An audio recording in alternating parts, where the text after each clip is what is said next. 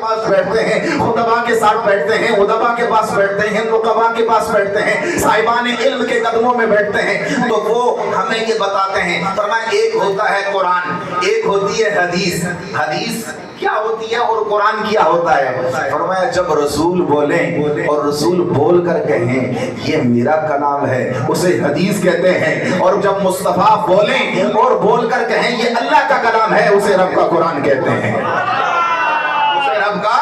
قرآن کہتے ہیں۔ حدیث بھی زبان نبوت سے ادا ہوئی اور قرآن بھی زبان،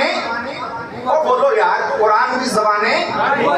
نبوت سے ادا ہوا، لیکن ہمیں کیسے معلوم ہوا کہ یہ حدیث مصطفیٰ ہے، یہ فرمان مصطفیٰ ہے، یہ مصطفیٰ کا فرمان ہے یا یہ خدا کا قرآن ہے؟ جب مصطفیٰ بولے اور کہا یہ میرا فرمان ہے وہ حدیث بن گئی، مصطفیٰ جب بولے اور کہا یہ قرآن ہے تو وہ اللہ کا قرآن بن گیا۔ اور اگر میں مزید سادہ لفظوں میں کہوں تو یہی علماء اصول بتاتے ہیں، فرمایا کہ جو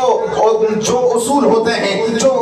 جو ہمارے ادلہ شرعیہ ہیں ان کی قسمیں بیان کرتے ہوئے فرمایا ذرا اگر توجہ کرو تو جو وحی ہوتی ہے وحی دو قسم کی ہوتی ہے، اس کی 2 ٹائپس ہوتی ہیں، اس کی 2 اقسام ہوتی ہیں۔ فرمایا ایک وحی ہوتی ہے وحی مطلوب، ایک ہوتی ہے وحی غیر مطلوب۔ سادہ لفظوں میں سمجھاتا چلا جاؤں، وحی مطلوب وہ ہوتی ہے کہ ہوتی تو وہی وحی ہے لیکن اس کی تلاوت کی جاتی ہے،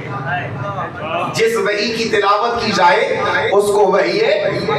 وہ بولو یار، جس کی تلاوت کی جائے اس کو کیا بولتے ہیں؟ وحی مطلوب کہتے ہیں، اور جس وحی کی تلاوت نہ کی جائے اسے وحی غیر مطلوب کہتے ہیں۔ فرمایا میرے نبی کی زبان سے جو بھی ادا ہوتا ہے، جو بھی میرے نبی بولتے ہیں، میرے مصطفیٰ جو بھی کلام کرتے ہیں، رب رب ہو کے کہتا ہے، فما ينطق عن الهوى ان هو الا وحی یوحی۔ میرے محمد کی شان یہ ہے کہ یہ اپنی مرضی سے کلام نہیں کرتا ہے، یہ وہی کلام کرتا ہے جو وحی الہی ہوتی ہے۔ لہذا میرے مصطفیٰ جب بولے کہا یہ میرا فرمان ہے وہ حدیث بن گئی، جب مصطفیٰ بولے کہا یہ رب کا قرآن ہے تو وہ اللہ کا قرآن بن گیا۔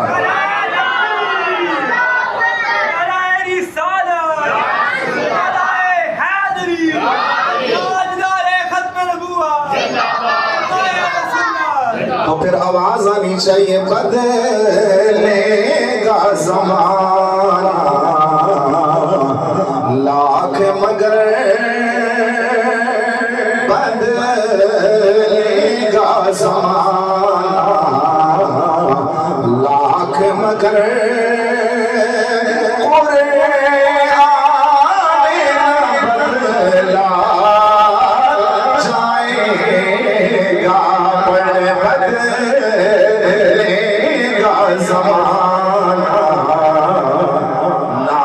مگر پورے آنے نہ بدلا جائے گا، قول محمد قول خدا، قول محمد قول خدا